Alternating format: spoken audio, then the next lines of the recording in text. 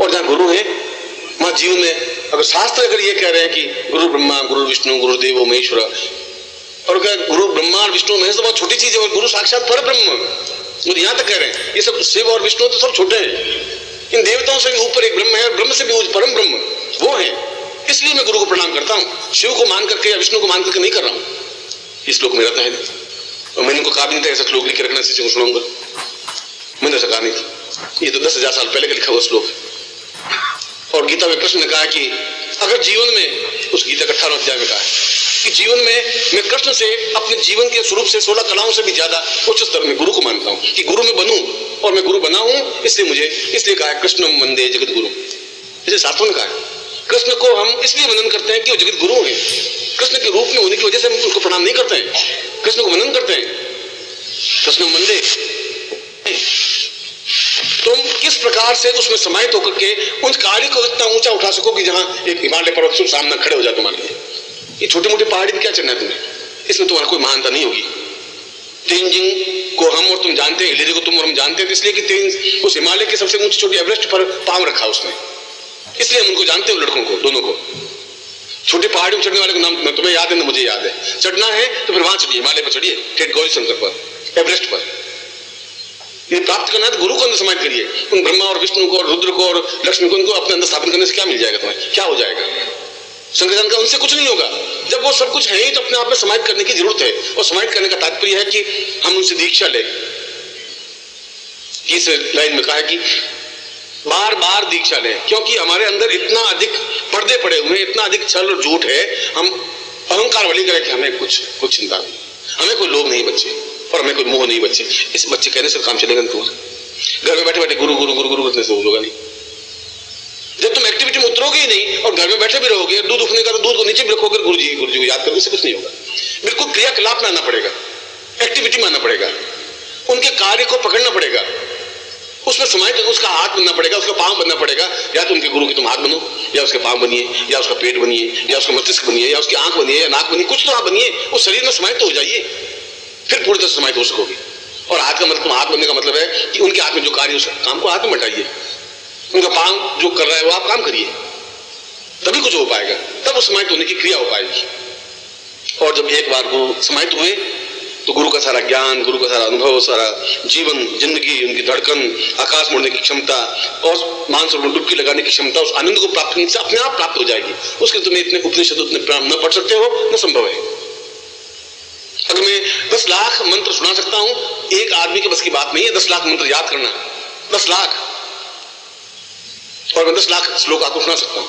जिस शास्त्र का कहो, जिस पुराण का, जो उपनिषद का कहो, और चैलेंज के साथ में पूरे भारतवर्ष में एक भी सन्यासी योगी 108 उपनिषदों के नाम नहीं गिना सकता। तुम्हें चैलेंज मेरा, पूरे भारतवर्ष के सन्यासियों को और योगियों को और पंडितों को नहीं गिना सकते 108 उपनिषद क्या थे और क्या है। 20-25 उपनिषद याद है उनको, सिर्फ वो भी नाम याद है। और मैं आपको 108 उपनिषद पूरे मौके सुना सकता हूं। किसी उपनिषद में 2000 श्लोक है, किसी में 8000 श्लोक है, किसी में 70,000 श्लोक है, कुल मिलाकर के 8 लाख श्लोक है। 8 लाख श्लोक एक आदमी तो नहीं सुना सकता, आदमी को उसकी तो बात नहीं। इम्तिहान में बहुत मेहनत करते हैं 6 महीने, तब भी 4 पेज पूरी मौखिक याद नहीं होती। इम्तिहान बैठते हैं तो वो पैराग्राफ भूल जाते हैं, वो याद आते, नीचे वाला पैराग्राफ भूल जाते। जब किताब तो मौखिक नहीं कर सकते तो 2 करोड़ श्लोक कैसे याद करोगे? और अगर किसी को 2 करोड़ श्लोक याद है तो जरूर कुछ विशेषता तो है, कुछ अद्वितीयता है, हम उसको नहीं पहचान पाएंगे तो ये हमारी न्यूनता है, उसकी न्यूनता तो है। हम अपने आप में बगुले बने खुश हो रहे, हम हंस है, हम हंस है, तो ऐसा सोचते सोचते मर जाइए, तुम आकाश नहीं उड़ सकोगे। ये सोचते रहिए, उसमें क्या आपत्ति है? इसलिए उसने कहा कि जब तक तुम गुरु से इन्वॉल्व नहीं हो जाओगे, पूरी तरह से मिक्सअप नहीं हो जाओगे, लीन नहीं हो जाओगे। लीन तब हो जाओगे जब उनके कार्य को अपने हाथ में नहीं लोगे, उसमें अपने आप में समाहित नहीं कर सकोगे। संन्यास बन करके पूरा देखा जाएगा, या तो इस पार डूब जाएंगे, इस पार बच जाएंगे, कोई कोई बात आएगी दोनों में से, तब तुम्हारे अंदर गुरु समाहित हो सकेंगे। और गुरु समाहित होने के लिए ये डूबने की कला, समाहित होने की कला एक दीक्षा के माध्यम से, पहले सामान्य दीक्षा, फिर दूसरी दीक्षा, फिर तीसरी दीक्षा है, फिर चौथी, फिर 5वीं, 6वीं, 7वीं, 8वीं। और दीक्षा तात्पर्य कि बार बार अपने अंदर के विकारों को मानिए। इतने अधिक विकार हैं, कई जन्मों के विकार हैं, इस जन्म का ही नहीं, इस जन्म का कोई ठेका नहीं तुम्हारा, कई जन्मों के विकार तुम्हारे अंदर हैं, वह गुरु समझ सकता है। वो तुम्हारे मांझिए, एक बार मांझिए, फिर दूसरी बार मांझिए, फिर तीसरी बार मांझिए, 8वीं बार मांझिए।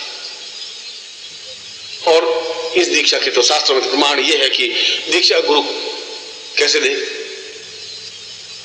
या तो गुरु को सेवा करें, गुरु की 4-5 साल उनकी रोटी बना के दें, उनको खिलाएं, उनके स्नान कराएं, उनको वस्त्र पहनाएं, उनके कपड़े धोएं, लंगोट धोएं, उनकी मालिश करें, उनकी कुटिया को लीपे पोते, और फिर 2-3 साल बाद जाकर दीक्षा दे। या हम उनको द्रव्य दें, भेंट करें, वो दीक्षा दे, या हम कुछ ज्ञान दें गुरु को और गुरु से ज्ञान प्राप्त करें। 3 चीजों से ज्ञान प्राप्त हो सकता है, चौथा तो कोई तरीका ही नहीं। या तो 5 साल आप सेवा करें, दीक्षा लें, या आपके पास कोई ऐसा ऊंचा ज्ञान है वो ज्ञान दे, वो दीक्षा प्राप्त करें।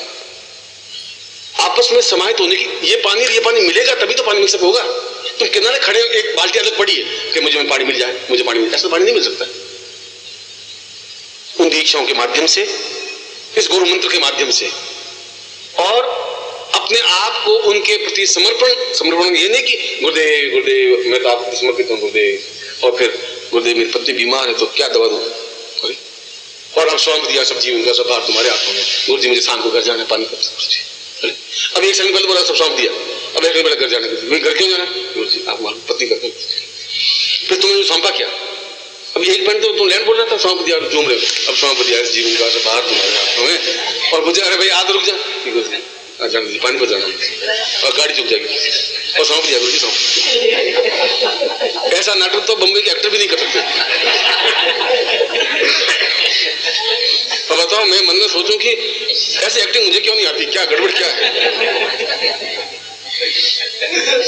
कभी कभी मैं बहुत गौरवान्वित महसूस करता हूँ कि कितने अच्छे शिष्य मेरे हैं कि आधे सेकंड में सौंपा, आधे सेकंड नहीं सौंपा, चलो आप अपने घर, मैं अपने घर, फिर महीने पर बाद आएंगे, गुरु जी वापिस सौंप दिया, सौंप दिया गुरु जी, अरे अभी तक कहाँ थे, गुरु जी क्या बताया, एक चक्कर था गुरु जी, उस चक्कर में गुरु जी लखनऊ जाना पड़ा शाम को, बस।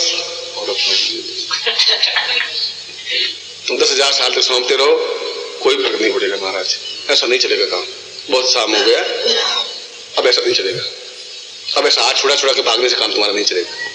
हर बार तुम्हारा हाथ पकड़ते हैं, हर बार तुम हाथ छुड़ा के भाग जाते हो, उससे ये पूर्णता प्राप्त नहीं हो पाएगी, और जीवन कटता जा रहा है, जीवन बीतता जा रहा है, चाहे तुम शिष्य हो, चाहे शिष्य हो, चाहे पाठक हो, और चाहे श्रोता हो, तुम्हारे अंदर का स्वार्थ शीश उतारे गूंज रहे, सब कुछ छोड़ना पड़ेगा, तुम्हें छोड़ना ही पड़ेगा। और 3 महीने ले लीजिए, एक्सपेरिमेंट करिए, 3 महीना, 6 महीना, साल, 2 साल, निस्वार्थ भाव से अपने आप को डुबाइए तो सही, और अपने आप को गुरु को पूर्ण रूप से अपने आप में समाहित करने की कोशिश करिए। वो दीक्षाओं के माध्यम से हर बार दीक्षा लूंगा और अपने आप को पूर्ण निर्मल बना करके उस बगुड़े से हंस के स्टेज पे आऊंगा जब 8वीं दीक्षा लूंगा, तो आना है मुझे। हर बार अपने पंखों में ताकत देनी पड़ेगी, गुरु अपनी शक्ति के माध्यम से, शक्तिपात के माध्यम से और ताकत देंगे, दूसरी बार और ताकत मिलेगी। पिंजरे के पक्षी होते हुए मैं जमीन पर आऊंगा तो फिर उड़ जाऊंगा, फिर मुझे चिंता नहीं है, क्योंकि मुझे अंदर इतनी पंखों में ताकत दे सकेगा वो शक्तिपात। वो अनार के दाने खाने से ताकत नहीं आएगी पंखों में, मैं तो रोज खाता होता, उससे वो नहीं उड़ सकता। और ये क्रियान्वयन, ये मंत्र, ये दीक्षा, तीनों का स्टेज मिलना चाहिए। तुम खुद उस काम को संभालो जो उचित है। गुरु जी पूछने की जरूरत नहीं है कि गुरु जी क्या करूं, गुरु जी क्या करूं, इससे तो कुछ होगा नहीं। गुरु तुम्हें क्या के लिए काम सौंपेगा, वो क्यों कहेगा कि तुम ये काम करो मेरा, उनका तो कोई काम है ही नहीं। तुम्हें ये सोचना है कि मुझे क्या काम करना है, देख करके कुछ काम करने की जरूरत नहीं है। तुम्हें तो अपने आप में ये समझना है कि कहां जरूरत है मेरी, मैं कहां फिट हो सकता हूं, इस दीवार में कहां चित्र मेरा लग सकता है, वहां अपने आप को समाहित कीजिए। जो कुछ तुम्हारे पास है, जो कुछ तुम्हारे पास ज्ञान है, जो चिंतन है, उसमें समाहित होइए। और इन तीनों तरीकों से, एक तरीका ही नहीं, हम तीनों तरीके अपनाएंगे, मंत्रों के माध्यम से, प्रैक्टिकल क्रियान्वयन के माध्यम से और उनके शक्तिपात को प्राप्त करने के माध्यम से, दीक्षा के माध्यम से।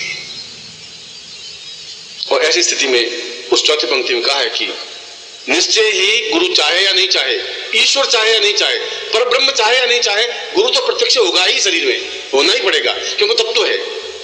बटन दबाएंगे तो रोशनी होगी ही होगी, अगर तार बिल्कुल सही है तो। ऐसा हो ही नहीं सकता कि बटन दबाए लाइट नहीं लगे, क्योंकि तार तो बिल्कुल सही है। और ये तार है, ये तार पूरे तुम्हारे दबाने से जहां तुम हो, पिंजरे के तोते, वहां से फिर आकाश मोड़ने वाले हंस बनने की वो तार है। पहली एक्टिविटी से वहां तो त्याग करना पड़ेगा, अपने अहंकार का, अपने स्वार्थ का, अपने लालच का, अपनी नौकरी का, अपने गृहस्थ का भी, सबको छोड़ने की कला होगी। अगर मैं छोड़ सका हूं तुम भी छोड़ सकते हो। मैं भी 18 साल जंगलों में रह सकूं, मेरी पत्नी थी, मेरे माँ बाप भी थे, मेरे पास धन भी था, और छोड़ के जा सका तो कुछ बन सका।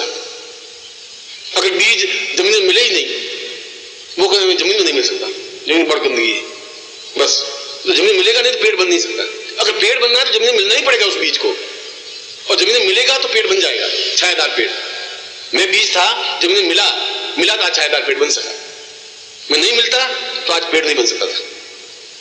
अगर तुम मिलोगे उस जमीन में, समाहित हो जाओगे, तो एक दिन आएगा तुम अपने आप में उच्च कोटि के योगी या सन्यासी या विद्वान बन सकोगे, जहां तुम्हारी सुगंध पूरे संसार में फैल सकेगी। इस गली मोहल्ले वाले तुम्हें याद नहीं करते। क्या तुम्हारा जीवन है, क्या तुम्हारी वैल्यू, क्या तुम्हारी महत्व, क्या है तुम्हारा? जिस मोहल्ले में रहते हो उस मोहल्ले किनारे पर पूछे रमेश सिंह जी कहाँ रहते हैं, रमेश जी कहो। और सुना है कि यहाँ कौशल्य नगर में रहते हैं। कौशल नगर बहुत बड़ा है हमारा, दिल्ली बहुत बड़ी है। कौशल नगर में क्या, कहाँ रहते, कहाँ, कौन है, क्या यहाँ दुकानदार है, सैकड़ों दुकानदार है कौशल नगर में। आप रमेश सिंह कौन सी बात कर? अब उस गली में तुम्हें कोई परिचित नहीं हो तो तुम्हारा जिंदा रहना और मरना बराबर है, कोई अंतर नहीं है तुम्हारे। मरिए तो ऐसा मरिए तुम्हारे पीछे 5 लाख लोग आंखों में आंसू भीगे तब तुम्हारा मरना सार्थक है। मरे और 25 लाख लोगों की आंखों में आंसू बहे तब तुम्हारी जिंदगी सार्थक है। एहसास हो लोगों को, और ऐसा तुम बन सकते हैं, तब मृत्यु को भी जीत सकते हैं, जिंदगी को भी जीत सकते हैं। ऐसा नहीं हो सका तो तुम एक कीड़े मकोड़ों की तरह, जैसे पैर से कुचला गया कीड़ी और मर गई, ऐसे तुम एक काल एकदम पैर से कुचलेगा, तुम मर जाओगे। गली वाले एकदम बाहर खड़े खड़े हो जाते हुए देखेंगे कि अच्छा ये रमेश चंद्र है, क्या काम करता भैया, ये दुकानदार, वापस अंदर आकर खाना खा लेंगे। ये जिंदगी मत जीजिए। अगर तुम ऐसे गुरु मिले हैं और फिर भी ये जिंदगी जी रहे हो तो तुमसे ज्यादा दुर्भाग्यशाली व्यक्ति हो ही नहीं सकता। तुम्हारे पास समय है।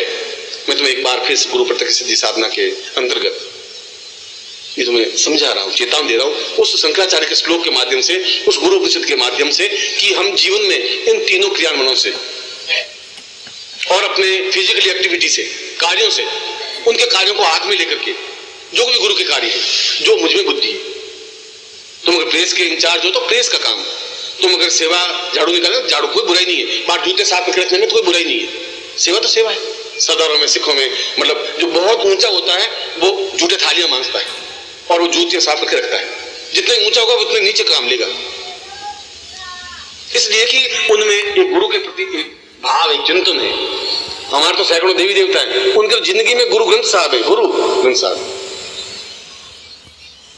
यह जीवन में जब आप उतारें तभी तुम्हारे प्राणों में नहीं, तुम्हारे शरीर के कण कण में, बूंद में रक्त के, और बूंद में, एक बूंद में भी 18 करोड़ कण होते हैं। उन कणों में गुरु समाहित हो सके तब तुम एक सुगंधमय बन सकोगे, तुम सौरभमय बन सकोगे, विशाल वटवृक्ष बन सकोगे, एक उच्च कोटि व्यक्तित्व बन सकोगे, एक अद्वितीय महापुरुष बन सकोगे। और ऐसे बन सको, मैं तुम्हें हृदय से ऐसे आशीर्वाद देता हूं कि तुम कल्याणमय बन सको, गुरु प्रत्यक्ष तुम्हारे सिद्धि हो सके। एक बार फिर तुम्हें आशीर्वाद दे रहा हूं।